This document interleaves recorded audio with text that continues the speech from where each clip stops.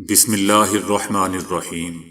السلام علیکم دوستو، دنیا بھر کی خبروں میں آج آپ سنیں گے، لیکن اس سے پہلے اگر ہو سکے تو لائک اور سبسکرائب کا بٹن ضرور دبا لیں۔ شکریہ۔ ایران کی خلائی تنظیم نے کہا ہے کہ ہمارے پاس زیر تعمیر سیٹلائٹ کی تعداد 30 ہو گئی ہے، جبکہ 13 سیٹلائٹس مکمل ہو چکے ہیں اور لانچ کرنے کے لیے تیار ہیں۔ ان کا کہنا تھا کہ 13ویں حکومت کے آغاز میں زیر تعمیر سیٹلائٹ کی تعداد مجموعی طور پر 8 تھی، آج 30 تک پہنچی ہے، جو خلائی میدان میں ایران کی ترقی کو ظاہر کرتی ہے۔ ایرانی خلائی تنظیم کا کہنا ہے کہ مقامی سیٹلائٹس کی ڈیزائن اور تعمیر کے لیے نجی شعبے کے ساتھ 4 منصوبوں پر کام ہو رہا ہے۔ انہوں نے چابہار خلائی اڈے کی پیش رفت کا ذکر کرتے ہوئے کہا کہ اس کا 60% کام مکمل ہو چکا ہے۔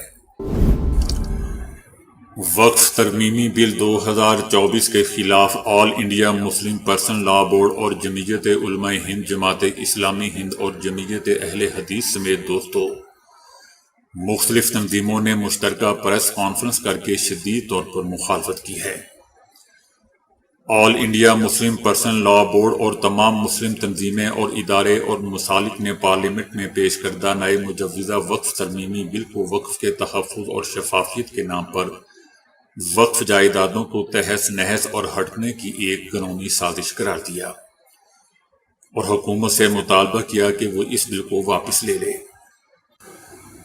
مجوزہ بل میں نہ صرف وقف کی تعریف، متولی کی حیثیت اور وقف بورڈوں کے اختیارات کے ساتھ چھیڑ چھاڑ کی گئی ہے، بلکہ سینٹرل وقف کونسل اور وقف بورڈ کے ممبران کی تعداد میں بھی اضافے کے نام پر پہلی بار اس میں غیر مسلموں کو بھی لازماً ممبر بنانے کی تجویز لائی گئی ہے۔ سینٹرل وقف کونسل میں پہلے ایک غیر مسلم ممبر رکھا جا سکتا تھا، مجوزہ بل میں یہ تعداد 13 تک ہو سکتی ہے، جس میں 2 تو لازماً ہونے ہی چاہیے۔ اسی طرح وقف بورڈ میں پہلے صرف چیئرمین غیر مسلم ہو سکتا تھا، لیکن مجوزہ بل میں یہ تعداد 7 تک ہو سکتی ہے، جبکہ بل کے مطابق 2 تو لازماً ہوں گے۔ پریس کانفرنس میں کہا گیا کہ مجوزہ ترمیمی بل وقف املاک پر حکومتی قبضے کا راستہ بھی ہموار کرتا ہے۔ اگر کسی جائیداد پر حکومت کا قبضہ ہے تو اس کا فیصلہ کرنے کا کلی اختیار بھی کلکٹر کے پاس حوالے کر دیا جائے گا۔ اس طرح ایسی مساجد، مدرسے، درس گاہیں اور قبرستان چاہے وہ صدیوں سے استعمال میں رہے ہوں، لیکن ملک کے ریونیو ریکارڈ میں اگر ان کا اندراج نہ ہو تو ان پر مقدمات، تنازعات اور غیر قانونی قبضوں کا راستہ صاف ہو جائے گا۔ مجوزہ بل میں وقف کے لیے ایک مضحکہ خیز شرط بھی لگائی گئی ہے کہ وہ کم از کم گزشتہ 5 سالوں سے اسلام پر عمل کر رہا ہو۔ یہ تجویز بنیادی اخلاقیات اور دستور بند کی روح کے بھی خلاف ہے، جبکہ موجودہ ایکٹ میں کہا گیا ہے کہ کسی شخص کی جانب سے کسی بھی منقولہ یا غیر منقولہ جائیداد کو مستقل طور پر نذر کر دینا کسی ایسے مقصد کے لیے جو مسلم قانون کے تحت دینی یا خیراتی عمل تسلیم کیا گیا ہو۔ پھر یہ سوال بھی پیدا ہوتا ہے کہ کون شخص اسلام پر عمل پیرا ہے یا نہیں، اس کی سند کون دے گا؟ آل انڈیا مسلم پرسنل لا بورڈ، جمعیت علماء ہند، جماعت اسلامی ہند، مرکزی جمعیت اہل حدیث اور تمام دینی اور ملی تنظیموں کا اس بل کو جو وقف املاک کو تباہ و برباد کرنے اور ان پر قبضوں کی راہ ہموار کرنے کے لیے لایا گیا ہے، ہر حال میں مسترد کرتے ہیں، اور حکومت سے مطالبہ کرتے ہیں کہ وہ اسے فوری طور پر واپس لے۔ صدر پوٹن نے کورسک پر یوکرین کے حملے کا جواب دینے کا فیصلہ کر لیا ہے۔ صدر پوٹن کا کہنا ہے کہ یوکرین کی طرف سے روسی علاقے کورسک پر حملے کا جواب دینے کا فیصلہ کیا ہے، اور یہ سخت انتقام ہوگا۔ روسی سفیر کا بھی کہنا ہے کہ میں آپ کو سچ بتاتا ہوں کہ صدر نے یہ فیصلہ کیا ہے کہ میں مکمل طور پر قائل ہوں کہ کورسک میں ہونے والے واقعات کے ذمہ داروں کو سخت سزائیں دی جائیں گی۔ 6 اگست کو یوکرین کی فوج نے اچانک حملہ کرتے ہوئے کورسک کے سرحدی علاقے میں داخل ہو کر کئی روسی شہریوں کو اور گاؤں پر قبضہ کر لیا تھا۔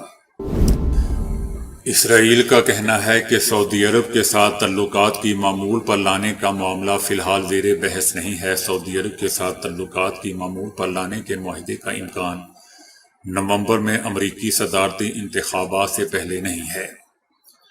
اسرائیل کا کہنا ہے کہ اس معاہدے کے نومبر سے جنوری تک جب امریکی حکومت بدلتی ہے ہونے کا امکان موجود ہے، کیونکہ دونوں پارٹیوں کے قانون سازوں کے لیے سعودی عرب اور امریکہ کے درمیان دو طرفہ سیکیورٹی معاہدے کو نومبر کے انتخابات سے پہلے منظور کروانا بہت مشکل ہوگا، کیونکہ سعودی عرب اس معاہدے کو صلح کے حصے کے طور پر دستخط کروانا چاہتا ہے۔ انتخابات کے بعد معاہدے کی منظوری دونوں پارٹیوں کے لیے آسان تر ہو جائے گی۔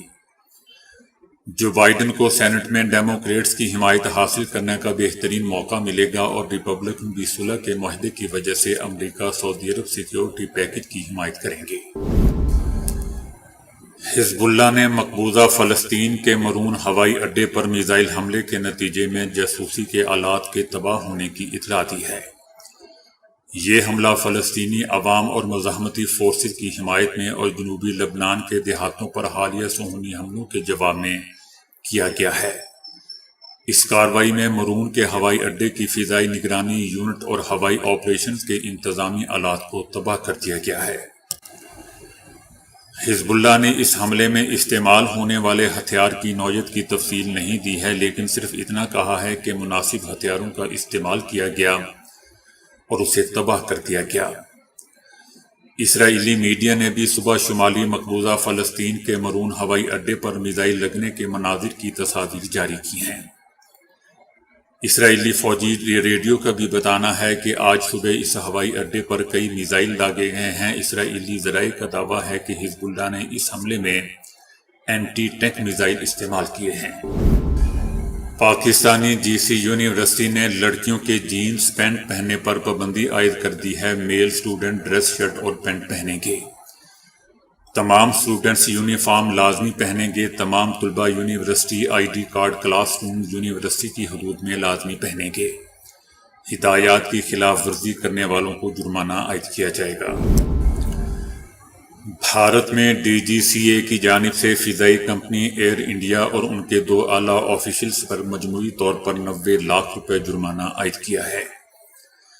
ایئر انڈیا فضائی کمپنی ایک سنگین شیڈولنگ کے واقعے میں ملوث پائی گئی ہے، جس کے انتہائی خطرناک اثرات سامنے آ سکتے تھے۔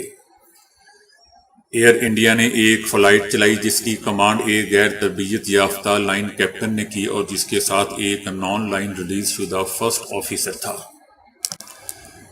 غیر تربیت یافتہ عملے کے ساتھ پرواز چلانے پر ایئر انڈیا پر بحیثیت کمپنی 90 لاکھ، اس کے علاوہ ایئر انڈیا کے ڈائریکٹر آف آپریشنز اور ڈائریکٹر آف ٹریننگ پر بالترتیب 6 لاکھ اور 3 لاکھ کا انفرادی جرمانہ بھی عائد کیا گیا ہے۔ عمران خان کی بہن علیمہ خان نے کہا ہے کہ جیل میں اسٹیبلشمنٹ کے بغیر کچھ ممکن نہیں۔ صبح 7 بجے جیل میں ملاقات ہونا ہمارے لیے بھی عجیب بات تھی۔ عمران خان کو آدم سواتی نے آ کر مذہبی جماعتوں کے احتجاج سے متعلق بتایا یا ان کو پہلے پتہ تھا؟ دونوں چیزیں ممکن ہیں۔ ہم سب حیران تھے، اچانک کیسے جلسہ ملتوی ہو گیا۔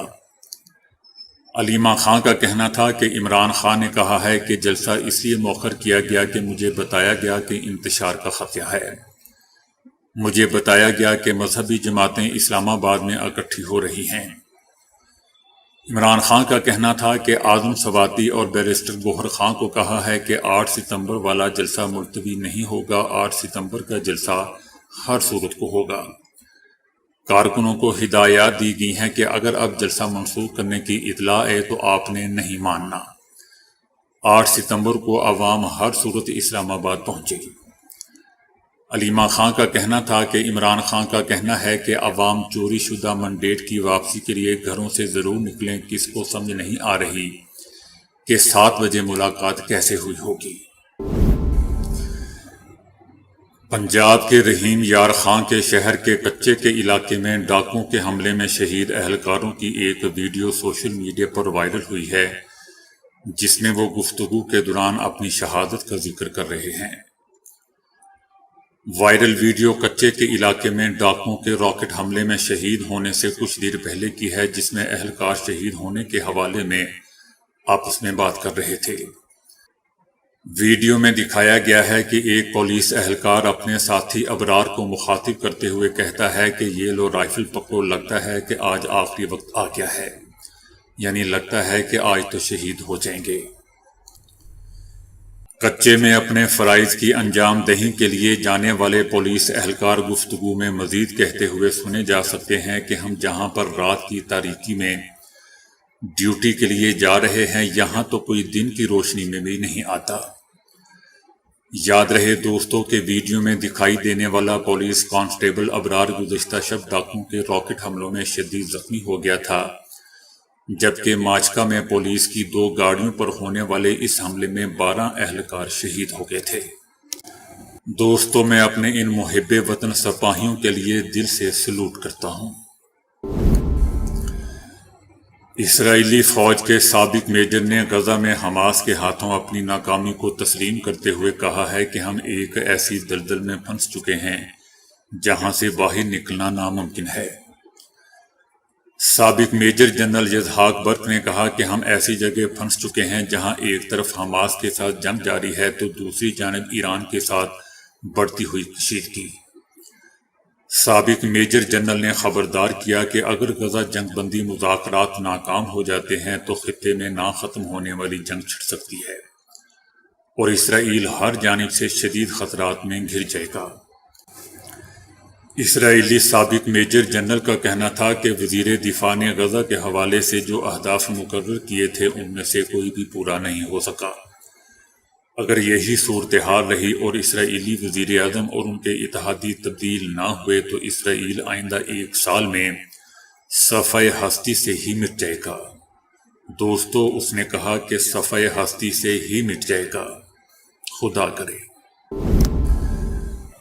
نون لیگ کا کہنا ہے کہ پوری پیٹی گنگا بھی نہا لے تب بھی 9 مئی کے سیاہ داغ نہیں مٹ سکتے۔ نون لیگ کا کہنا ہے کہ فتنہ پارٹی تسلیم کر لے کہ اس کے ستو مک چکے ہیں، گرگٹ رنگ بدلتا ہے لیکن اس کی فطرت نہیں بدلتی۔ پوری تحریک انصاف گنگا نہا کر بھی آ جائے تو 9 مئی کے سیاہ دھبے ان کے دامن سے نہیں مٹ سکتے۔ دھرنے اور جلسے اڈیالہ جیل کے قیدی کا کاروبار ہے۔ دھرنوں اور جلسوں کے بغیر فتنہ پارٹی کو نہ بیرونی فنڈنگ ملتی ہے، نہ ڈیجیٹل تقریب کاروں کو تنخواہیں دے پاتے ہیں۔ نون لیگ کا یہ بھی کہنا ہے کہ 1 سال سے فتنہ پارٹی جلسے جلوس نہ کرنے سے شدید ترین مالی بحران کا شکار ہے۔ اب فوج کی حرمت اور تقدس پر 9 مئی والے ہمیں لیکچر دیں گے، اللہ کی شان ہے۔ آپ لوگوں کے بھیانک چہرے اور بدبودار سیاست کی حقیقت عیاں ہو چکی ہے۔ نون لیگ کا کہنا تھا کہ علی امین گنڈا پور کے 5-5 ہزار کے نوٹ بانٹنے کی ویڈیو کے پی حکومت کے منہ پر تماچا ہے۔ میوزک کنسرٹ اور پیسے بانٹ کر لوگ اکٹھے کرنے والے کہتے ہیں قوم ہمارے ساتھ ہے۔ اڈیالہ جیل کے قیدی کے ساتھ قوم نہیں، دہاڑی دار اور ڈیجیٹل تخریب کار لوگ ہیں۔ قوم پاکستان کے ساتھ ہے، مسلم لیگ نون کے ساتھ ہے۔ دوستو، پریشان نہیں ہونا، نون لیگ یہ باتیں سوئے ہوئے کہہ رہی ہے، ابھی تھوڑی دیر میں جاگ جائے گی۔ امریکی صدارتی انتخابات کے ریپبلکن امیدوار ٹرمپ نے کہا ہے کہ اگر ڈیموکریٹک امیدوار کامیاب ہو جاتی ہیں تو اس ملک کا کوئی مستقبل نہیں ہوگا اور دنیا جنگ کی طرف چلی جائے گی۔ سابق امریکی صدر ٹرمپ اور 2024 کے صدارتی انتخابات کے ریپبلکن امیدوار ٹرمپ نے ایک بار پھر اس انتخابات کی ڈیموکریٹک امیدوار کیملا ہیرس پر حملہ کیا ہے۔ ٹرمپ نے ہیرس کے تنزیہ وعدے کو، جو کہ وہ روس، چائنا اور شمالی کوریا جیسے آمروں کے ساتھ نہیں بیٹھیں گی، مذاق اڑایا۔ سابق صدر ٹرمپ کا کہنا تھا کہ ہم کملا ہیرس کی کمیونسٹ کے ساتھ کوئی مستقبل نہیں رکھیں گے کیونکہ وہ ہمیں تیسری عالمی جنگ میں جھونک دیں گے۔ ٹرمپ کا کہنا تھا کہ دنیا کے ظالم لوگ کبھی اس کی عزت نہیں کریں گے۔ سابق امریکی صدر، جو اپنے آپ کو روس، چائنا اور شمالی کوریا کے رہنماؤں کے ساتھ اچھے تعلقات رکھنے والا سمجھتے ہیں، انہوں نے ہیرس کی ڈیموکریٹک نیشنل کانفرنس میں تقریر پر تنقید کرتے ہوئے کہا کہ اس نے چائنا کے بارے میں بات نہیں کی، اس نے روس اور یوکرین کا ذکر نہیں کیا، وہ مسائل جو ہمارے ملک کو برباد کر رہے ہیں۔ ٹرمپ کا مزید کہنا تھا کہ ان ڈیموکریٹک کی قیادت میں 60 ملین لوگ امریکہ میں غربت کی لکیر سے نیچے زندگی گزار رہے ہیں اور انہوں نے ان کا ذکر تک نہیں کیا۔ کچے کے علاقے میں پولیس پر راکٹ حملوں کی جوابی کارروائی میں ڈاکوؤں کا سرگنا بشیر شر مارا گیا اور اس کے 5 ساتھی ڈاکو شدید زخمی ہو گئے۔ وزیر اعلیٰ پنجاب مریم نواز کی ہدایت پر پولیس نے برق رفتار آپریشن کرتے ہوئے رحیم یار خان میں کچے کے علاقے میں راکٹ حملے میں ملوث گینگ کو گھیر لیا۔ پولیس ٹیم کی کارروائی کے دوران ڈاکوؤں کا سرگنا بدنام زمانہ بشیر شر مارا گیا جبکہ اس کے 5 ساتھی بری طرح زخمی ہو گئے۔ پی ٹی آئی جلسے سے پہلے علی امین گنڈا پور کی کارکنوں میں پیسے تقسیم کرنے کی ویڈیو سوشل میڈیا پر دوستوں وائرل ہوئی ہے۔ پاکستان تحریک انصاف کا جلسہ ملتوی کر دیا گیا تھا جو 8 ستمبر کو ہوگا۔ پولیس نے جلسے کو روکنے کے لیے موٹر وے سمیت دیگر راستوں کو رکاوٹیں کھڑی کر کے بند کر دیا تھا جس کی وجہ سے کارکنوں رہنماؤں سمیت عام لوگ بھی اپنی منزل تک نہیں پہنچ سکے۔ اسی تناظر میں اسلام آباد کے سکولوں میں بھی چھٹی کر دی گئی تھی۔ جلسے کے لیے روانگی کے موقع پر وزیر اعلیٰ خیبر پختونخوا علی امین گنڈا پور کی ایک ویڈیو سوشل میڈیا پر وائرل ہو رہی ہے جس میں وہ کارکنوں میں پیسے تقسیم کر رہے ہیں۔ اس موقع پر پی ٹی آئی رہنما شبلی فراز بھی علی امین گنڈا پور کے ساتھ موجود ہیں۔ وزیر اعلیٰ کے پی کے نے کارکنوں کے ساتھ ساتھ ریسکیو اہلکاروں کو بھی 5-5 ہزار روپے کے نوٹ تقسیم کیے۔ جلسے سے پہلے پیسے تقسیم کرنے کی ویڈیو سوشل میڈیا پر وائرل ہوگی جس پر صارفین اپنے اپنے تبصرے کر رہے ہیں۔ دنیا کو مہلک بیماری ڈیزیز ایکس اپنی لپیٹ میں لینے کو تیار ہے جو کورونا کی طرح دنیا بھر میں تیزی سے پھیل سکتی ہے۔ دوستو، ڈاکٹرز کا کام ہوتا ہے مریض یا دنیا کو تسلی دینا، جبکہ ایبولا کو دریافت کرنے والے پروفیسر جین جیکوس نے خبردار کیا ہے کہ یہ مہلک بیماری تیزی سے پھیلنے کی صلاحیت رکھتی ہے جو پوری دنیا کو جلد اپنی لپیٹ میں لے لے گی۔ جین جیکوس نے 1976 میں ایبولا کو دریافت کرنے میں مدد دی تھی اور اب انہوں نے ایک اور بیماری کے خدشے کا اظہار کیا ہے اور کہا ہے کہ یہ بیماری انسانوں کو دیکھتے ہی دیکھتے اپنی لپیٹ میں لے لے گی۔ پروفیسر جین جیکوس نے کہا ہے کہ اب انسانوں کو ان گنت ایسی بیماریوں کا سامنا کرنے کے لیے خود کو تیار کر لینا چاہیے۔ انہوں نے کہا کہ اب ہم ایک ایسی دنیا میں آ چکے ہیں جہاں اب آئے روز نئی بیماریاں جنم لیں گی جو انسانوں کے لیے انتہائی خطرناک ثابت ہوں گی۔